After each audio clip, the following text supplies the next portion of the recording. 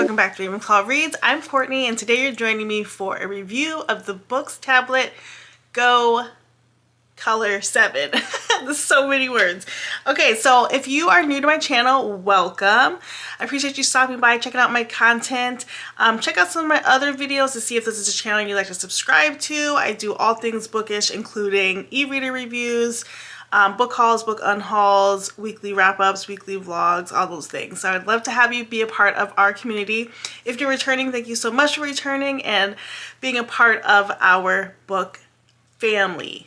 Okay, so I'm going to talk about the books that I recently purchased from Amazon. So here is the Boox tablet. I will start off by saying I love it. I think it's a really great device. I want to give you some background. So I have both Kobo and Kindle as my e-readers, and I have books on both platforms. And I had been looking and hearing about the Boox tablet. There's the Boox Palma, which is like a phone size. There's this Boox Go Color that's 7 inches. They have a bigger one. And the draw to it is that it's Android based, and so you can download multiple apps on it, but specifically for me, I can download Kobo and Kindle on it to make sure that I can access both book platforms without carrying around multiple devices, and that was really appealing to me. So I decided that I was going to pick it up because why not? If you know me, you know I'm all about the e-readers. So I want to tell you a little bit about the device itself, and then I want to tell you about my experience with it. So this is the Boox Tablet Go 7 Color e-paper e-ink tablet. It's 4G, 64 gigs. That's a ton of space. Now granted, you can download different apps on it. I'm mostly using it for just the book apps because I don't need it for like an actual tablet. But if you wanted to use it for gaming and things like that, you can also do that. This tablet is a 7-inch screen, and it has the side buttons, which are really nice. The overall feel of the device is so solid. This reminds me of the Kobo Color, sort of, or the Oasis, but it feels more like the Oasis in that it feels sturdier. The Kobo is still a very well-made device, but it feels very light and plasticky. And this one feels very sturdy. The buttons are very sturdy as well. And then the back, you have this sort of textured back. I haven't gotten a case for it yet because, to be honest, I wasn't sure if I was going to like the device or not, and so I didn't want to necessarily buy a whole bunch of accessories, so I didn't know if I was going to like it. So sort of like any other e-reader, you have your general home screen, and on your home screen here, though, you have something that looks more like a tablet screen, right? So you have AI assistant, your books drop, your calculator, memos, calendar, clock, dictionary, gallery, and then you can start adding your own apps. So I added Kindle, Kobo, and Libby. I have not set up my Libby yet because I need my library card, and that's a whole thing. But I'll show you what the Kindle and Kobo apps look like on here. It's very smooth.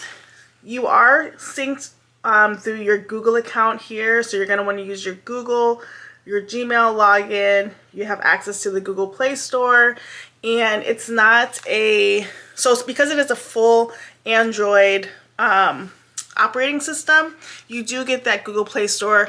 If you use a Kindle Fire, you don't have a Google Play Store. You have sort of like the Kindle Amazon operating system, but you have the full Play Store. So anything that you could probably get on a Samsung phone or an Apple phone, you can get onto your tablet, which I think is really cool.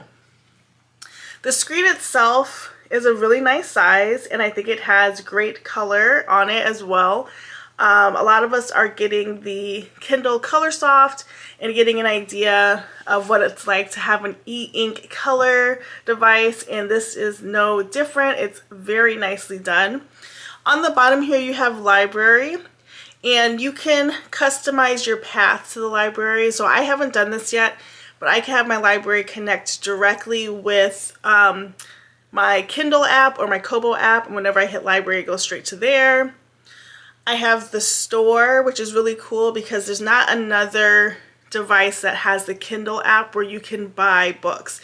On this device, you can actually buy books on your Kindle app, and they come right to your device. Generally, like if I try to buy a Kindle book on my Kindle app using my phone, it'll say that I can't buy it. I need to go actually to Amazon to get the book. But this one allows you to buy right on the tablet. You have next on the bottom the storage, and it gives you a list of everything that you have and what's taking up space. Then you have your apps, is where we started, so of our home page. And then you have your settings, which the settings are plentiful. I'm going to get into settings a little bit because I think that is where some of the confusion can happen, is with the settings. So let's start with the Kindle app. I will open it up for you. And just like any other Kindle app, you come in and you're going straight to your home page. Your home page is going to give you some recommendations, some discovering of your next great read. And again, it's all in color. I think the color palette is really nice on this. On the bottom, I can also go to my library and I can see my list of books that I'm reading currently. And again, I think that color is really nice. Here's a nice page with lots of color on it. So you can see how vibrant that is. And then you have your more options, which again, just like any other app. And then I'll go back to the home page and go to Kobo. And again, it's just like if I was on the Kobo e-reader itself. I open up right to my library. You can see the books that I've downloaded and where I'm reading and how far I am in those books. And it's all right there. So I think they have perfectly integrated the experience. It's just what you might get in any other app, or if you're actually using the device, which is really cool. Something that's different on the books, which I think if you get the books you should be really aware of, are the settings. So on the bottom, I showed you, you have your settings app here. And that settings app is going to show you all the things like your languages, date and time, power, networks, password accounts, system display, gestures, servers, firmware updates, feedback, your user manual, your side buttons, and your store settings. So all of that is packed in right there. I didn't realize the user manual was in here. I've kind of just been going rogue, and then when I can't figure something out, I'm Googling it. So, but there is a user manual in there. When I took it out of the box, it was at 88%, which is great. And then I needed to do a firmware update. Got that done, and it was just smooth sailing from there. But along with those settings, you also have this little sort of icon down here that allows you to make adjustments on your screen. So there are different color modes. There's the optimal mode, the vivid mode, and then the customized mode. And for each app that you use, you can adjust the settings. And that's something that's really different and that I had to wrap my head around, because every app holds its own setting.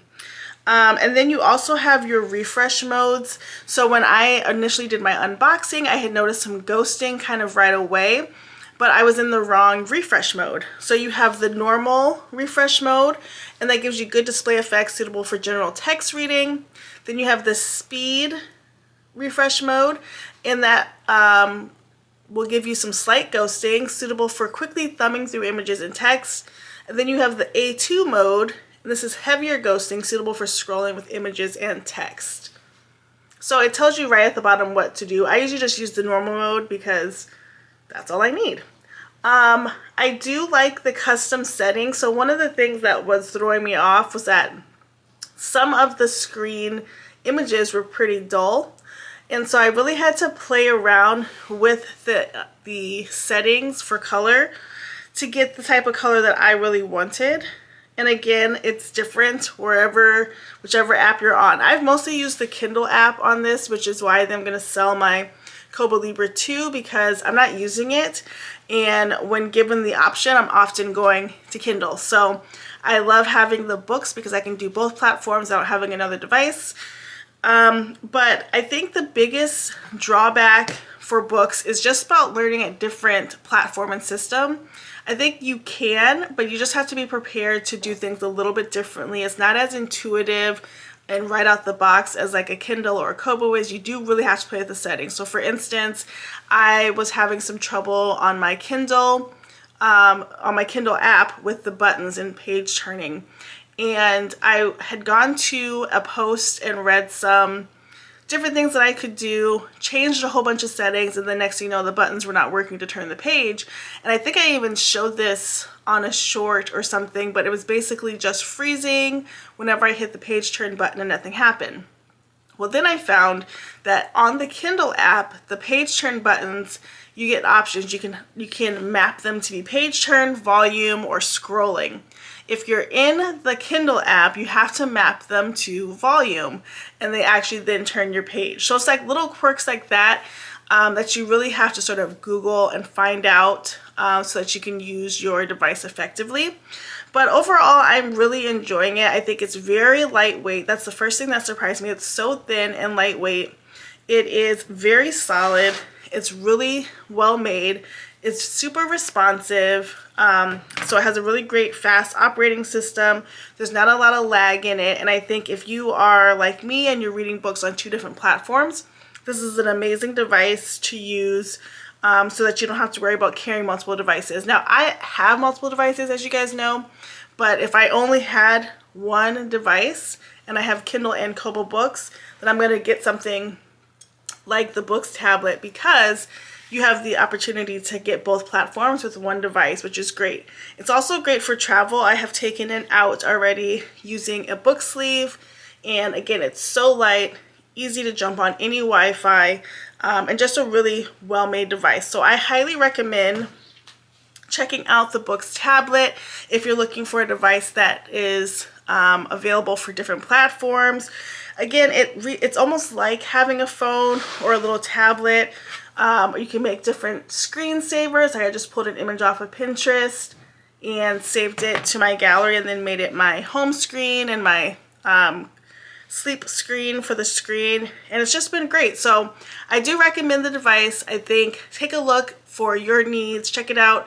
They have a Boox website, but they also have Boox tablets on Amazon, so you can check out buying them there and check out the specs and see if you like it. I'm happy to do more review content if you have more questions about the books, or if you have questions about the tablet itself, feel free to message me down below in the comments. Happy to answer any of those for you. As always, thanks so much for watching. Don't forget to like, comment, and subscribe, and we'll see you in the next video. Bye, guys.